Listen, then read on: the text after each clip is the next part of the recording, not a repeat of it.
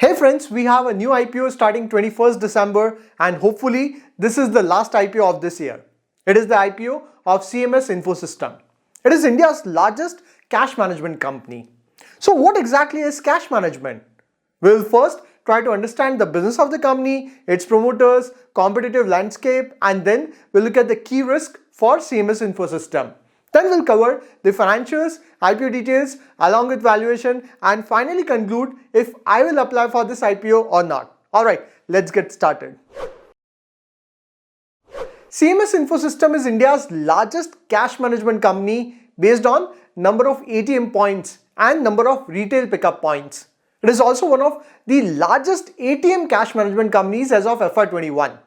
So basically CMS Infosystem facilitates the flow of money in the economy by increasing the velocity of cash that is required in day-to-day business. It provides services across various stages of cash cycle in India, right from when the RBI initially deposits cash in branches of selected banks called the currency chest to when cash is deposited back in banks after going through various stages in the cash cycle. This company was incorporated in 2008 with name Subiksha Realty Private Limited. But in 2015, it was 100% acquired by Singapore-based company Sion Investment Holding, which is in turn a subsidiary of a private equity firm called Baring Private Equity Asia. Now let us look at the key business of CMS Infosystem. It has three major business divisions. First is cash management services. Cash management services basically include end-to-end ATM replenishment service where it collects cash from the bank and replenishes the ATMs. CMS Infosystem provides this cash management services to more than 45 public and private Indian banks with 66,000 plus ATM points. They also provide intercity cash transfer. Company has around 4,000 cash vans with 238 branches and offices in every state of India. Second division is managed services. Managed services include end-to-end management of ATM network both from operational and management perspective. It includes deployment, maintenance and day-to-day operations of ATMs. So CMS would manage the ATM of the bank with the bank name. Managed services also include multi-vendor software solution, ATM with software upgrades, etc. along with centralized monitoring of ATM using cameras and sensors. Then third division is other services. It includes financial card solution like sourcing of plastic cards and chips and personalizing credit and debit cards, then encrypting data on the chip and so on. If you look at the revenue breakup in FY21, cash management services contributed around 68% in total revenue, managed services contributed around 28% and remaining around 4% is from other services. As far as growth is concerned, between FY19 and FY21, cash management services has grown at a CAGR of only 0.31%. So it has been sort of stagnant in last 3 years. Managed services business has grown at 35.8% CAGR in last 3 years. I hope now you clearly understand the business of CMS Infosystem. Now let us look at the promoter details. As discussed before, in 2015, CMS Infosystem was 100% acquired by Sion Investment Holding. Then, Mr. Rajiv Kaul is the Executive Vice Chairman and CEO of the company. He has been associated with the company since 2009 and has 24 years of experience in technology, private equity and cash management services. Before this, he was associated with Actis Capital LLP, London as partner. Its CFO is Mr. Pankaj Khandelwal, who has been associated with the company since 2009 and he has over 27 years of experience. Now, if you look at the competitive landscape, CMS has been involved in entire value chain of ATM business, right from cash management to ATM managed services to software and technology solutions. That is among the top two largest ATM cash management company, and these top two companies together have around 72% of total market share. Then CMS has a pan-India presence with an extensive network of cash vans and branches. CMS has been working with top banks and financial service provider like HDFC Bank, Axis Bank, ICICI Bank, SBI Bank, etc. Although it faces competition from various players across the ATM value chain. For example, some of its competitors include SIS, Secure Value, Brinks, AGS Transact Technologies, Radiant Cash Management Services, etc.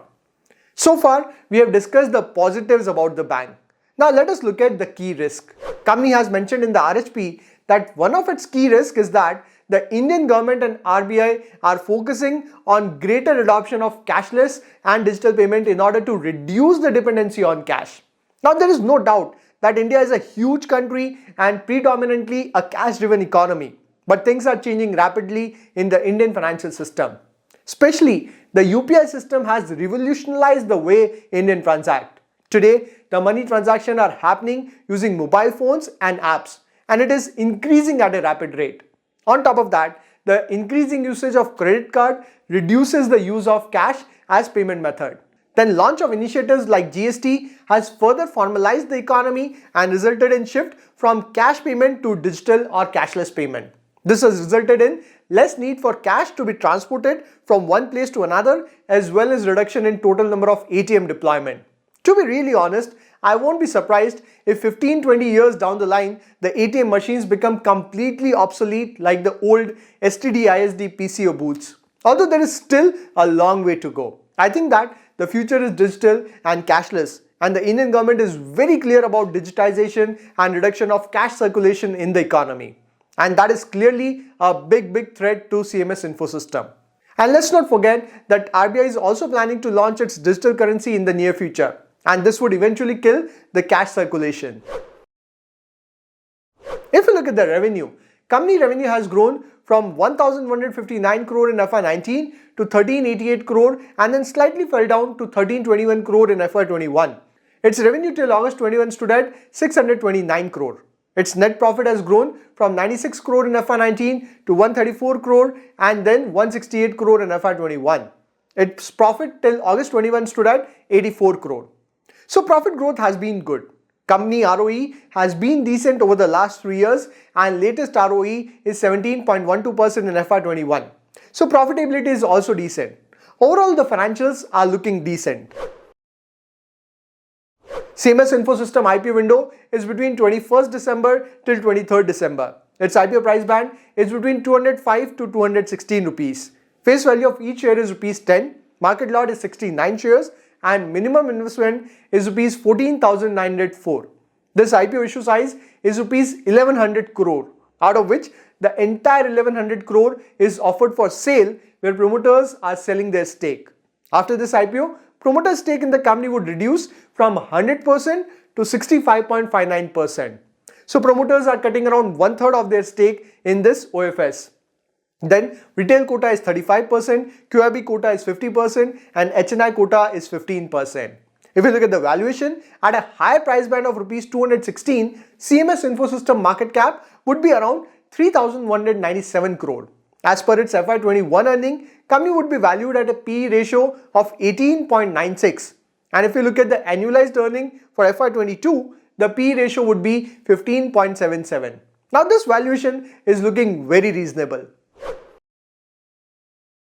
Overall, if we conclude, CMS Info System is in the business of cash management and it is involved in various stages of cash cycle, including cash transfer from bank to ATM, ATM deployments, maintenance, software upgrades, etc. It has a huge network of cash vans and presence in every state in India. Company has clients including both top public and private sector banks. It is a professionally run company with foreign promoters. Financially, company has been doing well in last 3 years.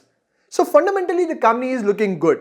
But my only concern is the future. I think that future is digital and cashless and the Indian government is highly focused on digitization. This directly poses a big threat to the entire business of CMS Info System. Sure, this transformation won't happen immediately and the company might do well in the medium term. However, I am not really sure about the growth prospect in the long term. Hence, in spite of the stock available at attractive valuation, I would give it a miss for long-term investment. For the short term, you can look at the grey market premium and subscription status before applying. Also considering the fact that equity markets are not in great shape and there is a good amount of correction in the market, this can also adversely impact the listing. So what is your take on this IPO? Are you going to apply or miss this IPO? Let me know in the comments. I'll see you in the next video. Till then, take care.